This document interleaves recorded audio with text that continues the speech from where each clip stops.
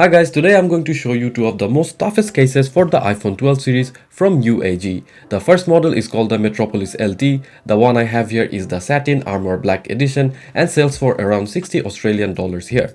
The inside of the case has a honeycomb design ribbed material that should add more protection to your iPhone.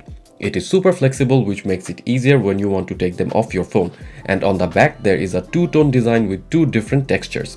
Majority of the back is covered by a soft to touch fabric like material, and the rest is made up of a little harder to touch silicone. And that small engraved text means that the case manufacturer is claiming to have subjected their cases to one or more of the tests listed in the publicly available MIL STD 810G document. And there is a lip around the lens, which is super important, and on the bottom there is some subtle branding going on which kind of blends quite well with the minimalistic look. The corners have a bit more plastic than the rest of the case. This is done to give more impact resistance to the corners when your phone falls. The buttons are also covered, but it does leave a little cutout, which I am not sure why, and there are cutouts at the bottom for charging ports and the speaker grills as well. Now let's slip on the case on my iPhone, and as I expected, it was very easy because of how flexible the case was, and once on the phone I quite like it as well. It is only 45 grams, which makes the whole package very light to carry. The button presses gives a tactile feedback and the response is super fast. The Metropolis case also has a big cutout for the silent rocker, so it is not a problem to toggle that switch.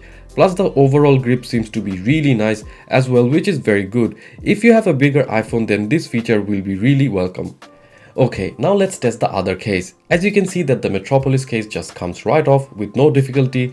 It's built of a fantastic material. If you're someone who continuously needs to take their phone cover off, then this is highly recommended. Alright, now let's take a look at the Monarch case from UAG. This case costs 90 Australian dollars, which is on the more expensive side, but UAG claims that there are 5 layers in the construction of this case, which theoretically should protect your case from a drop of approximately 5 meters. It has a two-tone design as well, with an exoskeleton that looks to be made with aluminum, and that's why this Monarch case does not bend too much.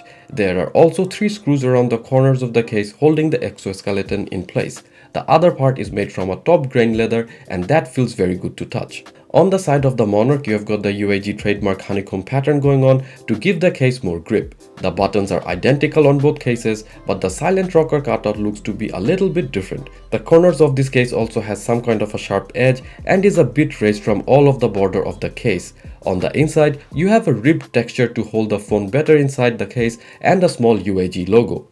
Putting the phone on this Monarch case is a little harder than the Metropolis case as expected because it's harder and more tougher, but once on, it kind of feels very good to the hand. The buttons on these ones also give a tactile feedback, which is good, and as I said, the silent rocker looks a little bit different than the Metropolis case as it is a little bit more shallower.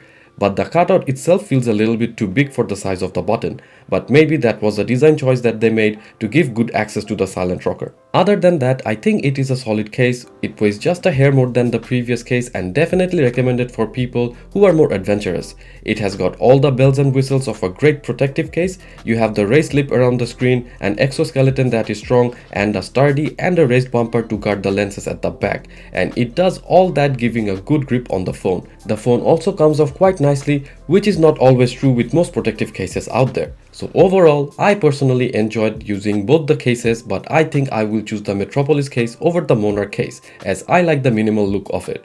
But that's just me. Let me know what your thoughts are on the comment section down below. This is Nafi signing off till next week. Peace.